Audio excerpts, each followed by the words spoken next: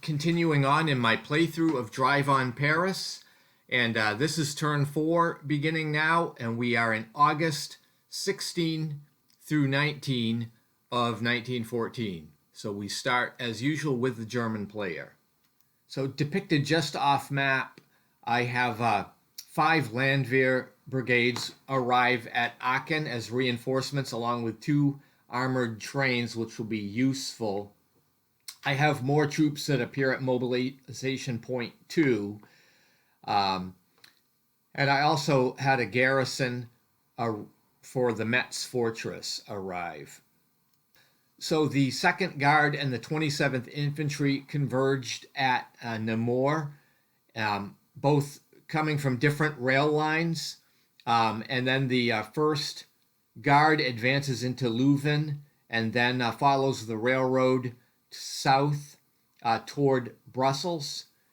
And then I had the 1st and 9th Cavalry Divisions perform some screening operations to cover the 1st and 2nd Army's flanks in Belgium.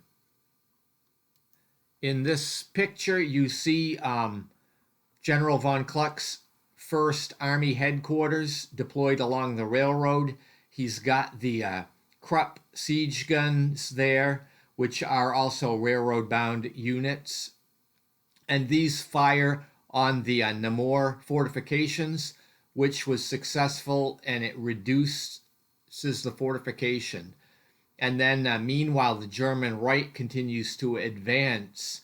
And as you can see, the position, the Belgian position at Namur is deteriorating very quickly.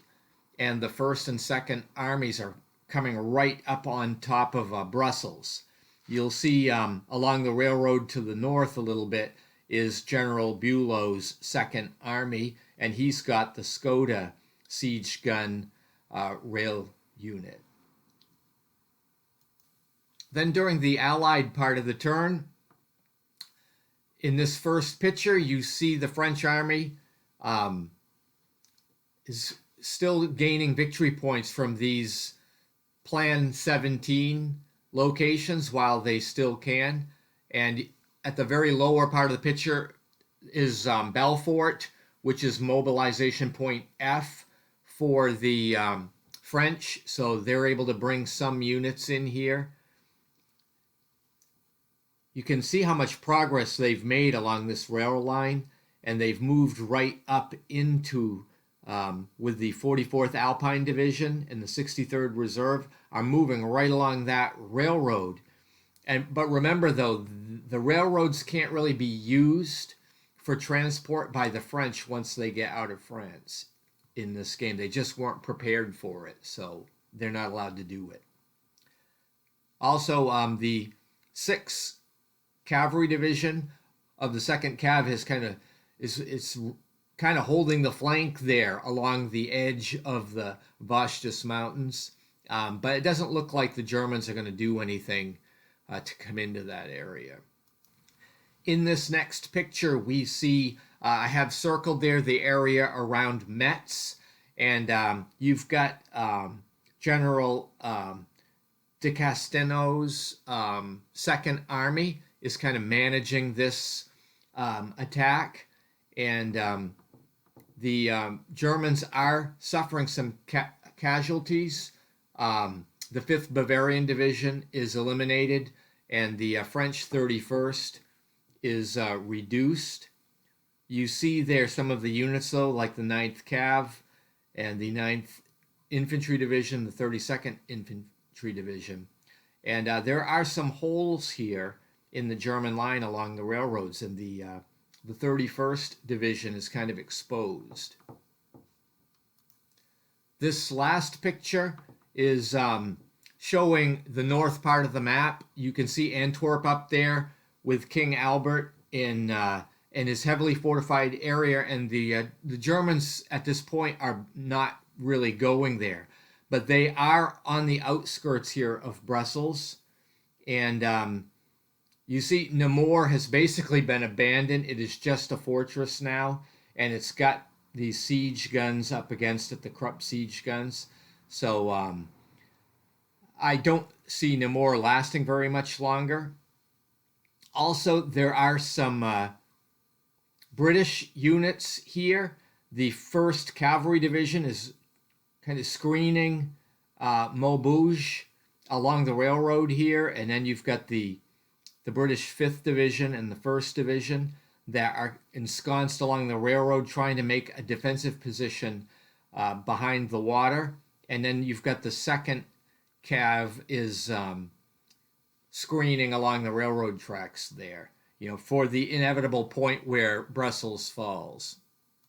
Anyway, that wraps up turn 4. We go to turn 5, August 20 through 23rd of 1914. And the Germans got 2 more armored trains available at mobilization point 3. So you can see in the top of this first picture, there is an armored train there right along the railroad tracks behind Bülow's headquarters. So if you look carefully at that armored train, there's also one along the railroad in the center. It's got 35 movement points along the railroad. It can only use railroads, of course, because it's a train. The other number in the brackets is its capacity. You'll also know that the movement allowance has a stripe, a yellow stripe, so this unit can move in the movement phase and it can move in exploitation also. So the capacity of 4 means that the train can carry 4 steps of units. Of course, it can't carry equipment like armored cars or siege guns or things like that, but it can carry 4 steps, of combat units. So this is a quick way to move them around, although it costs 10 movement points to load and unload a train. So there's that to factor in, but it's still an excellent way, and it shows why the Germans really want to control the railroad. So this picture shows the German is kind of dividing its attention. I've got a siege gun on the outskirts of Antwerp that is looking to address some of the fortifications that are defending there. But also, the main push of the German attack here is against Brussels, and they are moving right into the outskirts. They've got the rail lines going into Brussels from the east under control. And also, you see the 4th Reserve Corps has moved along the railroad south of them and are starting to get entangled with the British. In fact, they're in contact with the British 5th Division down there. And the British 1st Cav is continuing to screen along that cavalry, along that railroad.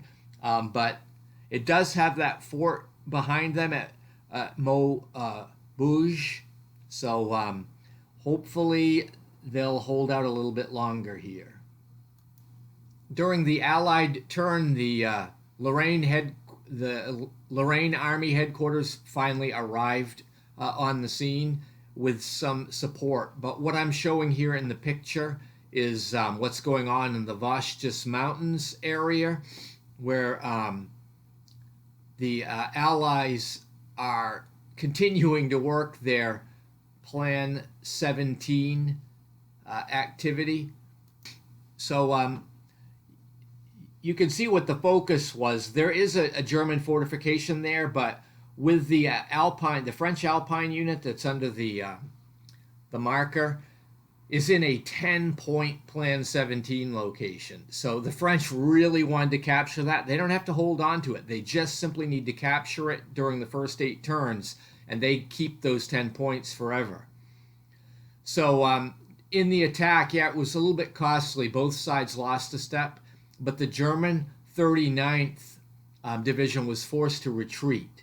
So the 14th Infantry Division did become reduced. You can see that's held back in the rear there, but the other French units, which are still at full strength, advanced and captured Colmar, which, this is bringing the permanent victory points for the French up to a total of 19. So this was very significant thing with the Plan 17 activity. So that's going to bring turn 5 to a conclusion. I thank you for watching, and stay tuned if you'd like to see more on this campaign, The Drive on Paris.